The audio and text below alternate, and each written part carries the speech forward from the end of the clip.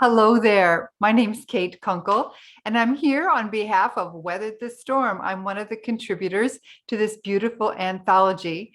My chapter is called Taking the Helm in a Perfect Storm. So, my story is indeed one of weathering a perfect storm. It all comes about as the result of a divorce after 25 years, moving back without any job prospects or even knowing anyone other than those in my immediate family to a country I hadn't seen for 25 years.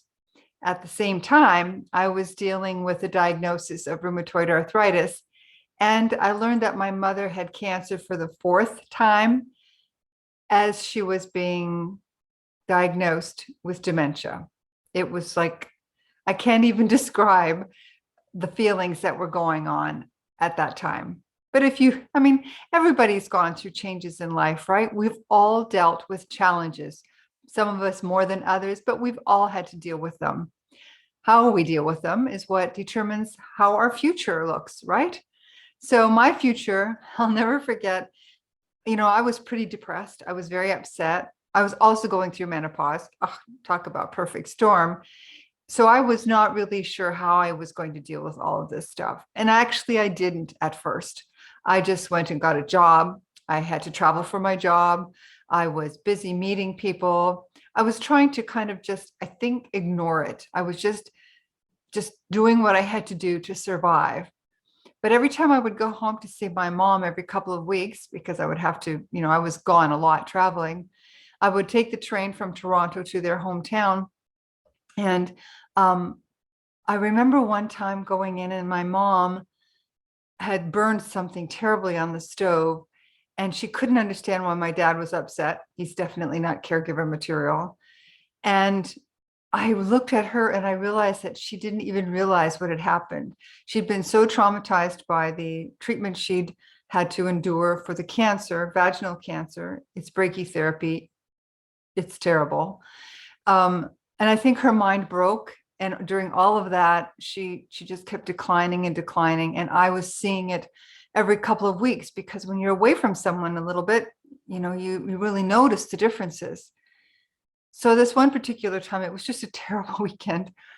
And I remember getting on the train and looking out the window, and I'm watching out the window, but then I caught my reflection in the mirror, the window of the train. And I looked terrible. I looked awful. I had gained weight. I was puffy. My hair looked horrible. I looked like I was 10 years older than I was, at least. And I looked at my reflection and thought, wow, what kind of person lets herself look like that? Look, you know, it was just what I needed. It was just what I needed to shake myself out of my stupor and get to work. So when I got off the train in Toronto, I walked to my condo and I got online and I started researching. And then I started meeting with naturopaths and aromatherapists. And I became a Reiki master. And I started studying nutrition. I became a vegan nutritionist. I started looking after my own symptoms. I was a harpist. How could I even think that I could just let this rheumatoid arthritis take over my hands, my life? I would have had no career as a harpist if I let my hands go the natural course that everybody was warning me would happen with rheumatoid arthritis. Anyway, I turned my health around. I was too late to do much for mom. I could make her enjoy her time a little more, but it was really too late. And I wasn't close enough to help her to really institute the changes that would have been necessary, because it would have been intense, because she was pretty far advanced by that point already. But learning what I learned made me realize that this doesn't have to happen. Even with a genetic predisposition, dementia does not have to happen. Alzheimer's does not have to happen. We are in control. Rheumatoid arthritis and so many other autoimmune diseases don't have to happen. We have control. Our diets, how much we exercise, how we sleep or don't, what we do for fun, how we handle stress. Those things matter. So I got further and further into it.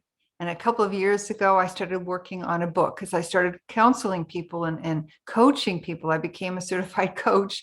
I started coaching people, and we were able to turn around early cases of dementia. We were able to help people improve their memories and their decision making.